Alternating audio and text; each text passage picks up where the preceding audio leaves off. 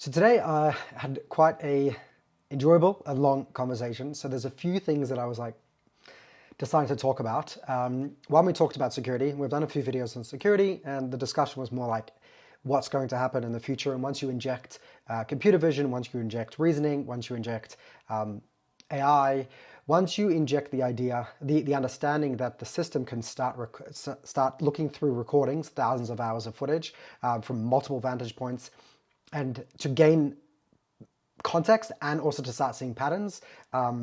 Questions like what could that start showing? So that was very interesting. The other thing, we also talked about 8, and we spoke about this idea of like what's the future of computers, and we had the whole discussion about conversational computing. Again, we've done videos on that probably months back, but I don't know, the one thing that stuck with me is this idea of going back to AI in Apple. And I think I want to maybe look at that again today, because since I did that couple, like, I don't know, it was a few weeks, a few months of kind of visualizing or ideating what it could look like if Apple actually built AI. Obviously, WWDC, I posted that all before WWDC, and then I did a few Brainstreams after that to kind of look at what did they get right, what do I think they're still lacking, what direction do I think they're going in. So I guess it's kind of like an idea to look at, what's happened. June is going to be in a couple months. They're going to come up with iOS 19. There's some rumors that a few things that they were even showing that they're going to bring out has been pushed back. So this idea of what have they not given us, what has been pushed back and that will come in iOS 18, what's going to come in iOS 19, or like, what is that world going to look like? So first off, very quickly, what they did bring is transcripts to a few things, which was part of one of the big things that I was looking at. The one thing that they didn't bring transcripts was videos. So that's, I think, a very big thing. Also, I think in our discussion, we talked about like alt images, like that idea that if you come to a website, you can put in the metadata behind images or media that you upload, you put an alt image and it's for accessibility, but obviously that's going to become better. We discussed this idea of like, why isn't that should be built in from the OS? Like before you even upload something, just like you have all the metadata, like the lenses, the time, location, all that metadata. Obviously, on top of the transcripts that we would like to see coming in that metadata. Actually, I don't know if transcripts should be in the metadata or there should be like a secure version of the metadata. That actually needs to happen, because this idea of like sending things out and having to remember to take off location is annoying. So I think there should be like an encrypted part of the metadata that just doesn't go unless you specify it, but it's tied to the image. Location definitely should be a secure metadata. Transcripts should, but like this idea of the alt image, having the system being able to identify or describe a picture in very clear language, and maybe there's like small, medium, and large versions of alt images where like on the basic level, it just says like very, very basically what you need, and that can be shared for accessibility. And then you get like a level or two higher than that describes a little bit more. Having that in videos would be very interesting. So obviously we didn't see that. We'd like to see it. Doc-like editing, the idea like what we see in Descript, didn't come out. We'd like to see that. Apple Podcast transcripts did come out. They've got quite a few podcasts now that do show that transcript. It would obviously be nice to see like different speaker labels and like what you can do with that transcript. Getting summaries was a big thing that we're seeing Apple improve on that, which is interesting. I like that. But should happen a lot more, not just notifications and like emails, things like that, but like in podcasts to be able to summarize that. Not having to write your own detail, or if let's say you forget to write description of your podcast, having that come in by AI would be neat, but also some people, I guess you would, if you wanted your specific, just like an alt image, if you want your specific thing there, you write it. If not, then the AI generates it for you. But I think the thing that I am very interested is, what I'm mostly interested in is the automation part. And we kind of discussed this idea of Freeform and the idea of like being able to build up shortcuts. Now, I'm starting to see parts of what we looked at in shortcuts. Obviously, the idea of shortcuts was being able to generate it with natural language through Siri, having Having more conversations with Siri would obviously be better, and maybe they're pushing these things off to bring them. But to be able to create shortcuts just by explaining it very easily and naturally would be great. And then having all those shortcuts in like building blocks where you can mix and match them on a Freeform would make really, really powerful automations. And those could also be generated on much longer instructions. I could give an instruction and have a conversation. Like this thing of back, like a conversational UI, and this ties back to 8 and this idea of like this AI that is constantly with you. And I think a lot more of your interaction with the operating system will be conversational, will be with the voice, creating with the voice. A lot more things would happen there. What we think is necessary for visuals, I think will go a lot more into voice. And in our discussion, we kind of, in Kabbalistic terms or Jewish terms, we described it as like the neshama and the guf, like the body and the soul. And so nowadays, I think that because of the visuals, we focus more on the body part. We define or we design interfaces, whether it's websites, apps, applications, things like that. But I think that UIs are going to be tailored individually. So very soon it's going to be gone the days where one designer or one company creates the interface for everybody. Soon it'll be interfaces created specifically for the user, the end user. Conversation comes into part of this, and when you start realizing that you'll be able to have the conversations that's going to take from you personally, but you'll be able to create what you need because you're going to be giving it the essence of what you're trying to get out of it, or trying to convey, or trying to, for that application, that website, whatever it is, to realize when it's coming from that, then the body's going to morph for the individual. So I think that's going to be a very interesting thing. But to come back over here, shorter or more easier automations that you want will be built into shortcuts. And I think Apple's calling them intents. And we're seeing more and more intents are coming out, and parts of it that have not been given access to in the past. And I think that is, we're going to start seeing this idea, I think very soon, probably with iOS 19, maybe they might push it off if they're not ready for it. But I think we'll soon see natural language shortcuts. Like, it was kind of like a wish last year. But looking at the building blocks, I think Apple's going to come out with a natural Siri shortcut builder, and it'll be part of a bigger automation. And I would love to see that automation get much bigger with Freeform. And again, that could come from a conversation. So when you give a big automation task, Siri might decide, I'm going to build this. This is bigger than a shortcut. This is going to be bigger than a much bigger automation in Freeform.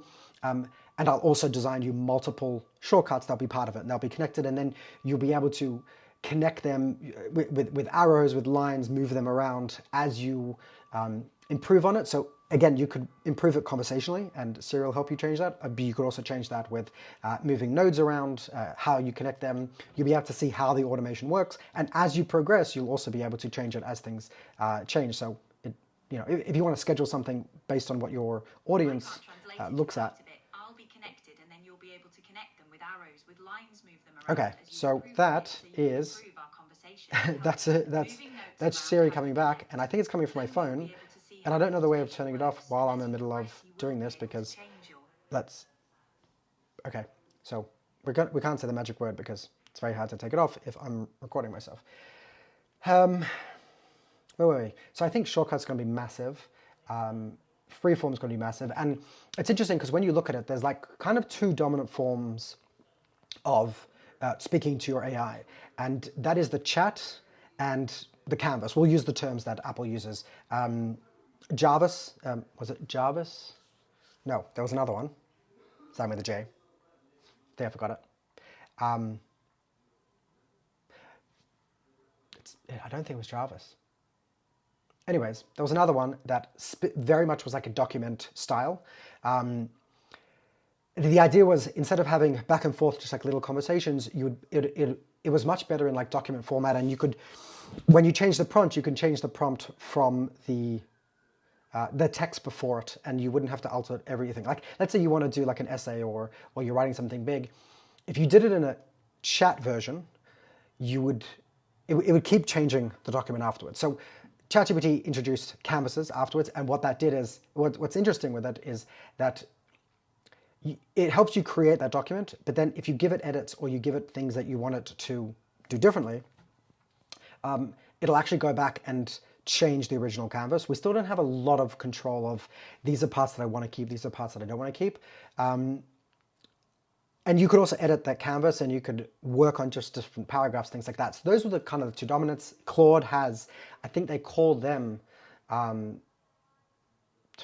does Claude call it? Forgetting the term that Claude calls it, but anyways, they also have that idea of like this snippet. That was a different word. So both of them are using like this concept of like a document. And document can be very powerful if you're working with a lot of text, but obviously if you're being creative, and again, we haven't gone very crazy multimodal. I think the graphs, I think this idea of like what Freeform can give us will become a lot more powerful because it's helping you connect multiple prompts and do it over and over again. It's like repeating,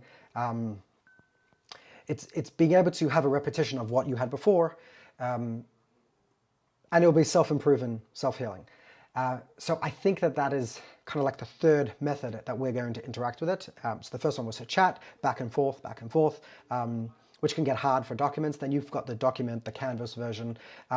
Lex does things like that. There's a few AIs that kind of work in that like document script type of page, like a normal document. I'm sure we're going to see a lot more, but I think Freeform is the next one. It's very good for automation, dragging and dropping different media, and you've got all these prompts afterwards that can work off that video or image that you drag in.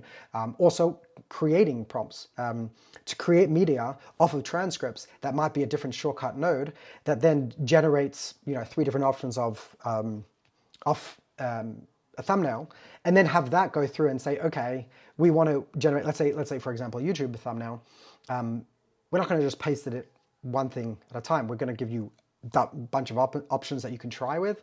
But then also sometimes people have like little copy inside of the thumbnail. So that also is going to be generated from other parts that are going to be different prompts. So you're going to see different things coming together and you're going to be able to mix and match. You're going to be able to authenticate or confirm that those are different parts that you want, and it'll definitely build things out. And it's not just going to spit out one thing, right? You might end up with something that at the end of, once you highlight or you confirm certain things, it'll make you a bunch of different posts. But then also based off those posts, you might have things that come back in. So this whole graph-based automation tool, I think is going to be very powerful and something very interesting. I wanted to kind of think of more things in this Brainstream, but we're coming close to 15. So let's see what else we had. So the video transcripts in the meta, I think is big, and looking forward to. They still haven't done that. The alt images. So transcripts was obviously a big one, and what you can do off of them. And like I said before, understanding the different people is going to do a lot. Generating things from those and then moving those together, because anything that you change, if you've got a bunch of prompts that are just going to reuse and understand those prompts, you don't have to start from scratch again. So those are very good in text, but if you're generating like books or posts or more complex automations that tie into your calendar or reminder, those are things that don't work very well just in a chat version or a canvas version. They're going to have multiple inputs and multiple outputs. And that's where I think this comes in. And I think Freeform, they probably did it just for notes and making a very powerful notes, but I think this is a huge part of it. Do we have time to go through things? Okay, obviously we saw transcripts and notes that we talked about. How many of these things haven't I gone with? There's certain apps. I think that basically Apple has to work at the very fundamental layers of the OS to be able to give you access to that. So when you do speak with Siri, you can create these things. It's opening up to the masses and being able to automate big parts. Having access to the calendar, having access to reminders. I think a big thing that would be very interesting to see Apple moving in is like what we spoke about a couple minutes ago of custom UIs and changing, because they're very good at their own things, but like having reminders.